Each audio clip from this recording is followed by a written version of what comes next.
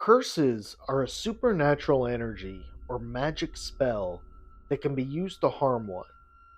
Over time, many curses have circulated throughout various cultures, with every society having their own set of beliefs surrounding these malevolent powers. In today's episode, we will examine the Black Hope Curse, a curse that was said to harm at least two families in Texas in the early 1980s. As we will see, the amount of harm and pain these families endured was simply staggering, leaving many in the area, including the families, to believe they had been cursed. In 1982, Sam and Judith Haney achieved their dream buying a beautiful home in the Newport area of Houston, Texas. 1 year later, the couple decided to put in a swimming pool. As digging began, an elderly man who lived nearby showed up to let them know they were about to dig up human remains. He informed them that their new house was built on the site of an African American burial ground, a cemetery once known as Black Hope. He stressed if they kept digging, they would disturb the graves. The elderly man even provided details and names of other black families that could corroborate his story. However, the Haneys decided to ignore the elderly man's warning and commence digging. After the digging began, it was not long before Sam came upon two coffins, just where the elderly man said they would be. They were in two pine boxes, and Sam immediately called the sheriff and county coroner, who conducted an official exhumation. Most of the bones had turned to powder, but 25 fragments were found, some so brittle that they disintegrated when touched. Two wedding rings were found on the skeleton's frail fingers. Sam and Judith began trying to determine the skeleton's identity. They contacted longtime resident Jasper Norton. He told them that he had dug several graves in the area when he was young. He told them their home and several others had been built on top of an African American cemetery called Black Hope. The deceased were primarily former slaves.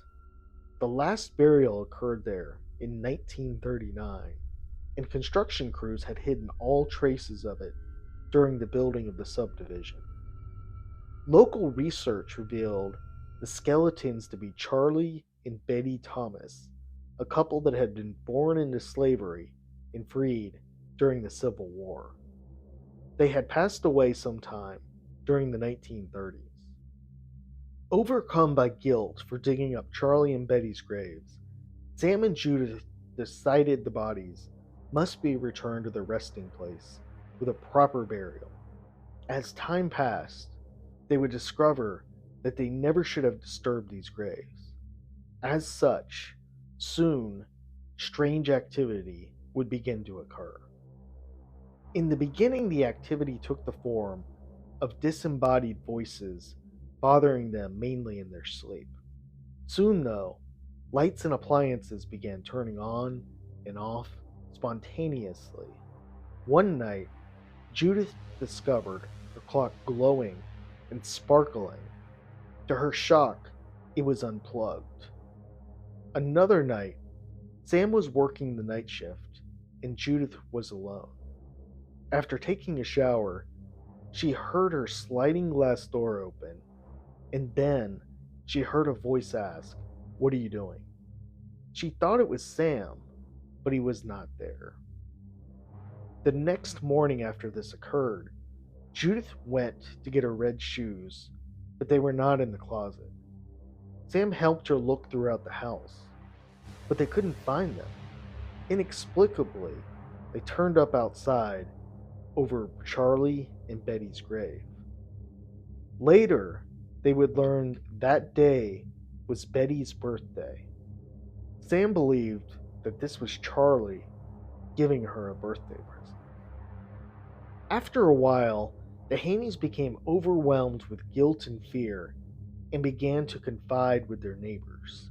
Shockingly, Sam and Judith were not the only ones that experienced supernatural phenomena. At least 12 of their neighbors experienced paranormal activity, including lights, televisions, and water faucets turning on and off by themselves. Many heard strange noises, and some saw supernatural apparitions.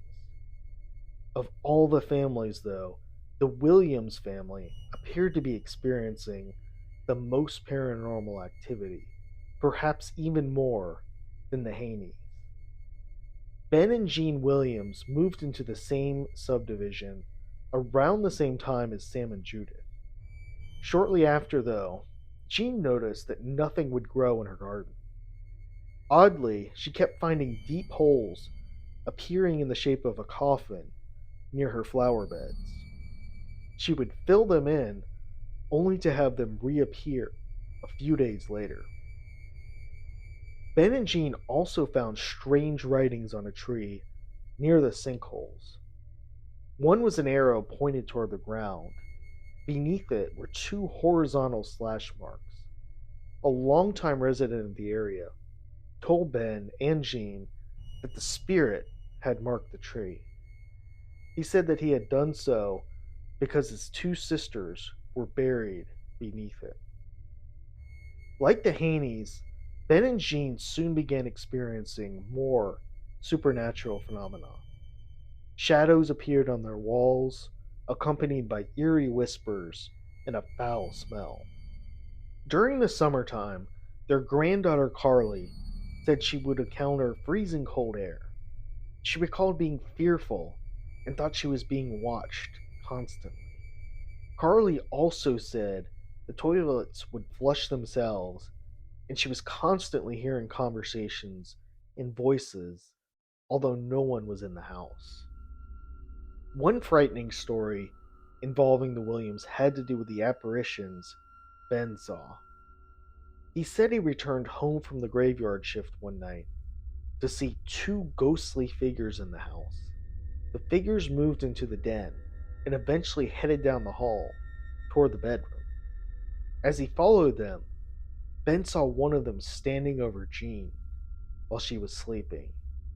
Fearing for her safety, he jumped at it and went through it, landing on the bed, and watched in horror as it vanished.